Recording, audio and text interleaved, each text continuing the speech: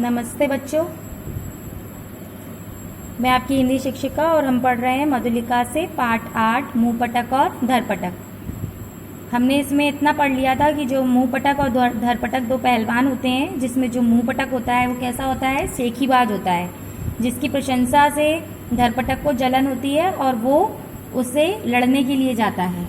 जब वो अपने थैले में से हाथी को निकाल के फेंकता है तो जो मुँह पटक का जो बेटा होता है वो उसको चूहा बताता है। तो धरपटक सोचने लगता है कि जिसका बच्चा इतना ताकतवर है वह भी ज़रूर मेरे जैसा बलशाली होगा। तो धरपटक भी सोचने लग जाता है कि मैंने हाथी फेंका और वो उसको चूहा कह रहा है और उसको नाली में गिरा दिया है उसने, तो सोचने लगा बड़ा बलशाली है ये। तो मुँह पटक के घर के सामने काफ़ी ऊंचा ताड़ का एक पेड़ था। धरपटक ने पेड़ को उखाड़कर कहा, ओ छोरे, अपने पिता से कहना मुझे एक छड़ी की ज़रूरत थी, इसलिए मैं इसे लेकर जा रहा हूँ। मुँह पटक के सामने भी क्या, मुँह पटक के लिए और क्या किया उसने, धरपटक ने, कि ताड़ जैसा बड़ा पेड़ उसको तोड़कर उसने क्या बोला कि मुझे एक छड़ी की ज़रूरत थी, इसलिए मैंने इसको ले जा रहा हूँ। बालक ने पलटकर जोर से कहा। बालक कम नहीं था, बालक ने और शेखी मारी, माँ देख रही हो, यह दुष्ट आदमी मेरे पिता की दंतखोनी सीख लेकर भाग रहा है। मतलब जो ताड़ का पेड़ था वो मुँह पटक की उसने क्या बता दी, दंत खोदनी यानी कि दांत कुरेदने की सीख।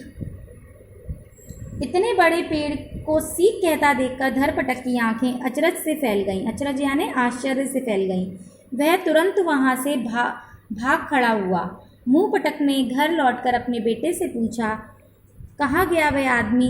बेटे ने कहा, वह हमारा ताड़ का पेड़ उखाड़कर यहाँ से भाग गया।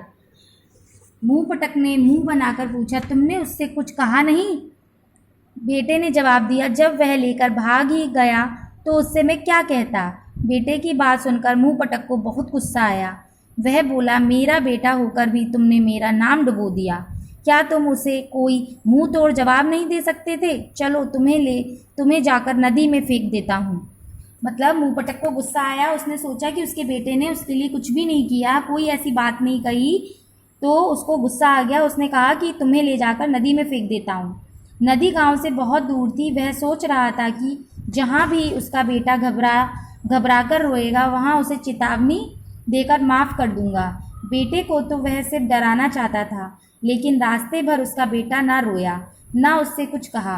मुँह पटक ने उसे डराने के लिए कहा, हम नदी के किनारे आ पहुँचे हैं।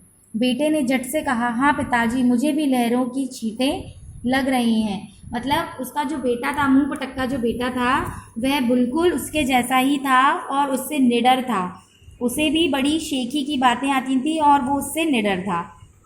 इस जवाब से मुँह पटक को बहुत हैरानी हुई। उसने अपने बेटे को कंधे से उतारकर पूछा, ज़रा सच बता दो, तुमने उस आदमी से कुछ कहा था या नहीं?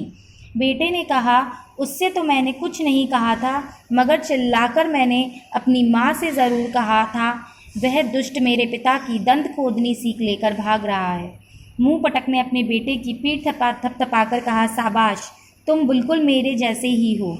इसके बाद वे दोनों घर वापस लौट गए। मतलब दोनों ही कैसे थे, शेखीबाज थे और बड़ी बड़ी बातें करने वाले थे, डींगे मारने वाले थे। और मुँह पटक को बिल्कुल विश्वास हो गया था कि उसका बेटा बिल्कुल उसके जैसा ही है, तो वो उसको लौटाकर अपने घर वापस ले गया। इसके शब्दार्थ हैं, शेखीबाज यानी कि बढ़ा चढ़ाकर बातें करने वाला। प्रशंसा यानी बड़ाई। आजमाना यानी परखना। खींचना यानी झुंझलाना। चेतावनी देना यानी सावधान करना। ठेलना यानी धकेलना। कर्कश यानी कठोर। बलशाली यानी ताकतवर। दंत खोदनी यानी दांत कुरेदने वाली। करीब यानी नज़दीक यानी पास से। तो ये आपको चैप्टर समझ में आया होगा। इसके प्रश्न उत्तर और हम पढ़ते हैं। कौन से पहलवान की चर्चा थी? कौन से पहलवान की ज़्यादा चर्चा थी?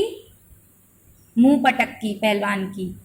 धरपटक ने हाथी को कहाँ फेंका था? धरपटक ने हाथी को मुँह पटक के घर पर फेंका था। धरपटक ने मुंहपटक के घर के सामने से क्या उखाड़ लिया था? धरपटक ने मुंहपटक के घर के सामने से एक ताड़ का पेड़ उखाड़ लिया था। कौन सा पहलवान बहुत बड़ा शेखीबाज था? तो मुंहपटक पहलवान बहुत बड़ा शेखीबाज था। धरपटक ने तालाब के पानी को कैसे समाप्त किया था? धरपटक ने तालाब के पानी को पहले आधे पानी से उसने क्या किया था? आटा गूंथा था और उसका एक बड़ा सा गोला बनाकर खा लिया था, और आधे पानी को उसने पी लिया था, जिससे तालाब का पानी सूख गया था, यानी समाप्त हो गया था। किसकी आवाज़ सुनकर मुंहपटक जंगल में जाकर छिप गया? धरपटक की आवाज़ सुनकर मुंहपटक जंगल में जाकर छिप गया। मुंहपटक के बेटे ने दंत खोदनी सीख किसे कहा? मुंहपटक के बेटे ने बड़े से ताड़ के पेड़ को दंत खोदनी सीख कहा था। तो ये पाठ आपको समझ में आया होगा। इसका अभ्यास कार्य हम अगली क्लास में करेंगे।